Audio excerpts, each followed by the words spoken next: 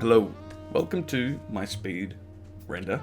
It's been a couple months since the last one, but this one is different. This one is more in line with what I typically do in Blender. So those who know me, every once in a while, I like doing art. But here I tried to test my hand, add a little bit of artistic expression, I think is what they call it in the industry. So I did what I do best, I think. I tried keeping it to a surreal design. Right here, what I'm doing is I'm building a city. Very simple. This is a very simple creation. It's not hard. It didn't take me too long. It took me like an hour or so. It isn't that hard. So right here, all I did was make some of the windows, put an emission texture on. I wanted to go for this whole piece, except the center piece of it. I tried going for a mid-century modern design, which is typical of like things in the 1960s, graphic design in the 1960s. You would know it from the film The Incredibles. I've always liked the colors that they use for it and how they shade it. So a picture like this that's primarily orange and black, the only colors that should be there are like the warm colors like yellow or red or orange or black. So of course I was playing around with a couple of the shaders there, so I stuck to a BSDF for the windows, but I made the rooms like a yellow light for that consistency of the color palette. Here I'm designing the road, so how I did this was I looked at some of the textures like the toon shading.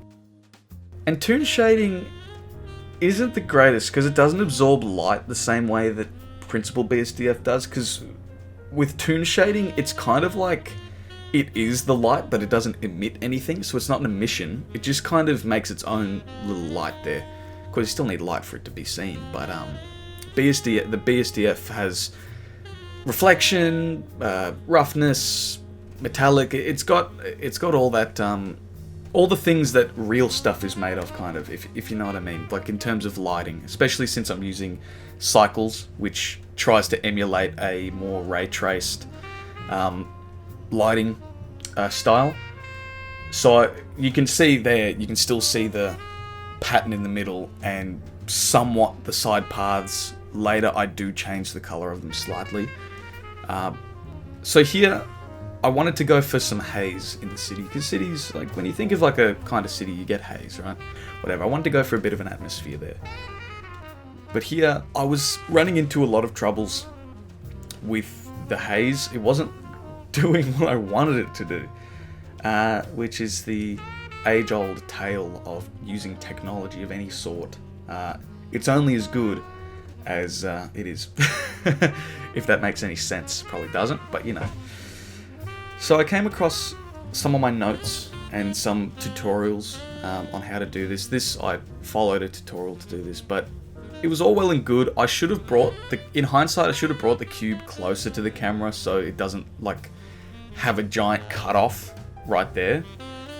Like you can tell that it's a cube kind of thing, because if it's really hazy, the haze would be in the camera as well, basically, or like as like close to being to the camera as it would be.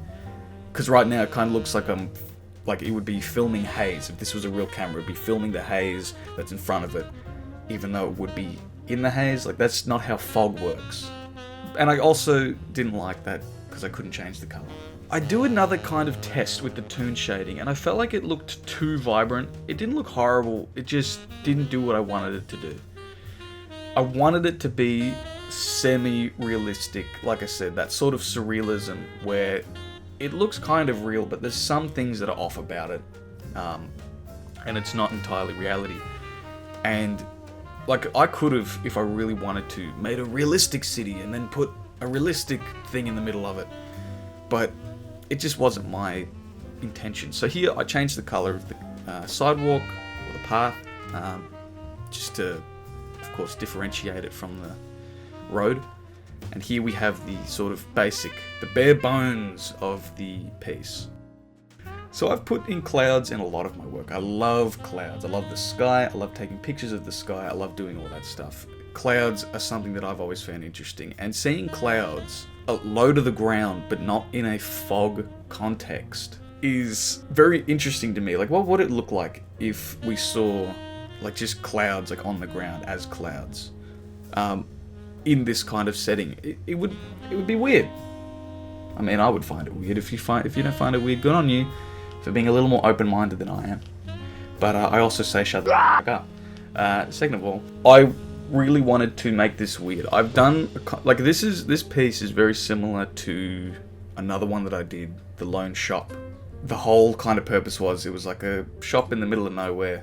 It had a bunch of clouds floating around it, and it was in the middle of this desolate area. And the clouds are sort of the part of the focus because they're in the center. They're in that little centered area of the piece. Also, another thing I did earlier was something that I typically like to do is make the aspect ratio like a proper square. It's the one thing that I've learnt when doing things like photography or even this. It's like what isn't on the screen is also as important as what's on the screen. So when you crop out a lot of the outside elements of a picture, it leaves the viewer going, what else is there?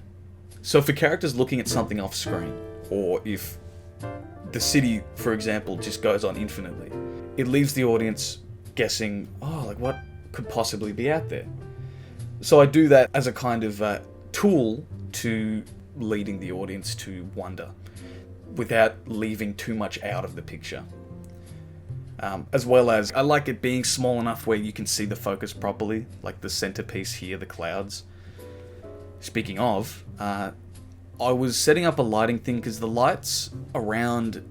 The problem with working with emission shaders is that they are they're bright, but they're not as centered. So if I increase the strength of it, it would just make the yellow wider. And if I wanted to like make it still look yellow, I'd have to turn down the color, which would also turn down the light.